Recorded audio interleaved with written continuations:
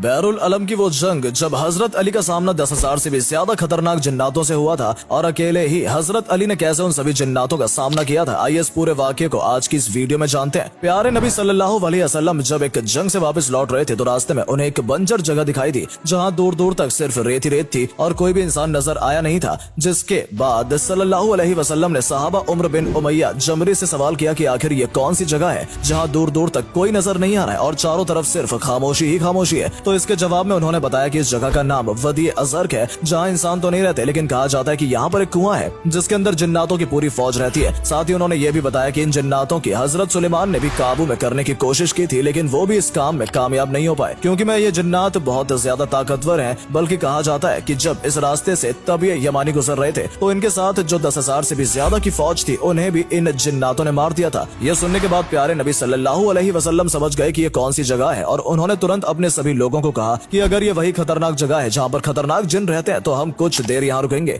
और इतना ही नहीं, नबी ने अपने एक सहाबा को कहा कि तुम 10 लोगों के साथ उस कुएं की तरफ जाओगे और वहाँ से पानी निकाल कर लाओगे। अब क्योंकि सल्लल्लाहु अलैहि वसल्लम का हुक्म था तो इसे कोई भी इनकार नहीं कर सकता था, इसलिए 10 लोग कुएं के पास पहुंचे और उन्होंने जैसे बाल्टी कुएं के अंदर डाली तो उस कुएं में से एक जिन बाहर निकला और उसने इतनी तेज से चिल्लाना और आवाज करना शुरू किया कि चारों तरफ आग लगनी शुरू हो गई और जमीन भी थरथराने लगी। ये देखने के बाद सभी सहाबा थोड़े सहमे थे और उनमें से एक सहाबा शहीद भी हो गए। इसके बाद जिब्राइल अलैहिस्सलाम नाजिल हुए और उन्होंने प्यारे नबी सल्लल्लाहु अलैहि वसल्लम से कहा कि उन जिन्नातों से मुकाबला कर पाना कोई आसान काम नहीं है, इसलिए आप अली इब्न तालिब को उस कुएं के पास भेजिए क्योंकि वही है जो इन खतरनाक जिन्नातों का मुकाबला कर सकते हैं। ये सुनने के बाद प्यारे नबी सल्लल्लाहु अलैहि वसल्लम ने हजरत अली को उस कुएं के पास भेजा और साथ ही अल्लाह से दुआ मांगनी शुरू कर दी कि अल्लाह जैसे तुमने हर बार हजरत अली को हर मुसीबत के वक्त में कामयाबी दी है, इस बार भी उन्हें कामयाबी अता फरमाए। जब हजरत अली जैसे उस कुएं के पास पहुंचे तो फिर से वही जिन इस कुएं से बाहर निकला और तेज चिल्लाने लगा, जिसकी वजह से एक बार फिर चारों तरफ आग लगनी शुरू हो गई और जमीन थरथराने लगी। लेकिन हजरत अली ये सब देखकर बिल्कुल भी नहीं डरे और उन्होंने जिनसे कहा कि मैं अली इब्न तालिब हूँ। यह सुनने के बाद जिन ने हजरत अली के ऊपर जोरदार हमला किया, लेकिन हजरत अली बहादुर थे ही। इसके अलावा उनकी बहादुरी को और भी ज्यादा जो चीज बढ़ाती थी वो थी उनकी तलवार, जिसे जुल्फिकार के नाम से जाना जाता है। जिन ने जैसे ही उनके ऊपर हमला किया, हजरत अली ने अपनी तलवार से उस हमले का मुंह तोड़ जवाब दिया और जिन के 2 टुकड़े कर दिए। अब यह देखकर बाकी के सभी जिन बहुत ज्यादा गुस्से में आ गए और कुएं से आग के गोले निकालने शुरू कर दिए।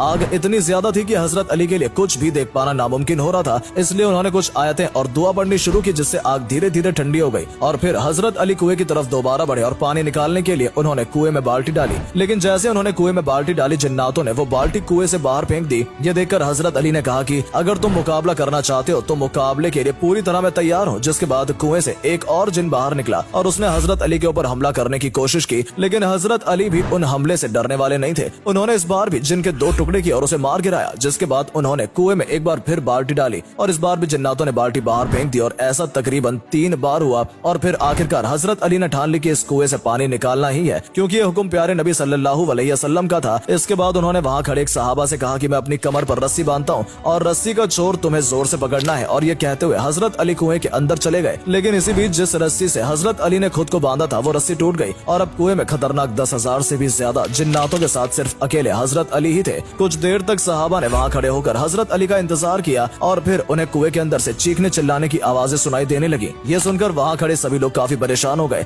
और हजरत अली की फिक्र करने लगे क्योंकि सभी जानते थे कि कुएं के अंदर मौजूद जिन्नात बहुत खतरनाक है और ये किसी को भी नहीं बख्शते। लेकिन शायद इस बार जिन्नातों को ये नहीं पता था कि इस बार उनका मुकाबला हजरत अली से हो रहा है। और फिर कुछ ऐसा ही हुआ, चिल्लाने की आवाज कम होती गई और सिर्फ कुएं से एक आवाज गूंजने लगी कि या अली रहम करो और हमें बख्श दो। जिसके जवाब में हजरत अली कह रहे थे कि अगर तुम रहम चाहते हो तो कलमा पढ़ लो और इस्लाम कबूल कर लो। इसके बाद वहाँ मौजूद तकरीबन 10,000 से भी ज्यादा जिन्नातों का कत्ल अकेले हजरत अली ने कर दिया और जो बचे हुए जिन्नात थे उन्होंने इस्लाम कबूल कर लिया। इसके बाद कुएं में एक रस्सी डाली गई और उस रस्सी के जरिए हजरत अली ऊपर आए। दोस्तों, कुएं में मौजूद उन जिन्नातों में से एक जिन्नात जिसका नाम अर्गवान साहिब था, उसे उन सभी जिन्नातों का सरदार बना दिया गया और उसका नाम बदलकर जाफर कर दिया गया। और अल्लाह की शान देखिए, जो जिन्नात पहले ईमान से भटका हुआ था वही जिन्नात जब इमाम हुसैन करबला में लड़ाई लड़ रहे थे तो उनकी मदद के लिए वहाँ गया था। दरअसल जब हजरत अली ने जाफर जिन्नात को कलमा पढ़ाकर मुसलमान बनाया था और वहाँ मौजूद सभी जिन्नात का सरदार बना दिया था तो वो इस बात से काफी खुश हुआ था। लेकिन तभी उसे खबर मिली कि करबला के मैदान में हजरत अली के प्यारे बेटे इमाम हुसैन को दुश्मनों ने चारों तरफ से घेर लिया है। और जैसे उसे ये खबर सुनी वो तुरंत करबला के लिए रवाना हो गया ताकि वो इमाम हुसैन की मदद कर सके। लेकिन जैसे वो करबला के मैदान में पहुंचा, उसकी मुलाकात इमाम हुसैन से हुई तो उन्होंने जाफर जिन की मदद लेने से साफ इनकार कर दिया और उन्होंने कहा कि मैं अपने करीबी लोगों को शहीद होते हुए देख चुका हूँ और मुझे ये समझ में आ गया कि मुझे अपने नाना सल्लल्लाहु अलैहि अलैहि वसल्लम के दीन के लिए ये कुर्बानी देनी होगी। जिसके बाद जाफर जिन वहां से चला गया क्योंकि वो मदद तो करना चाहता था,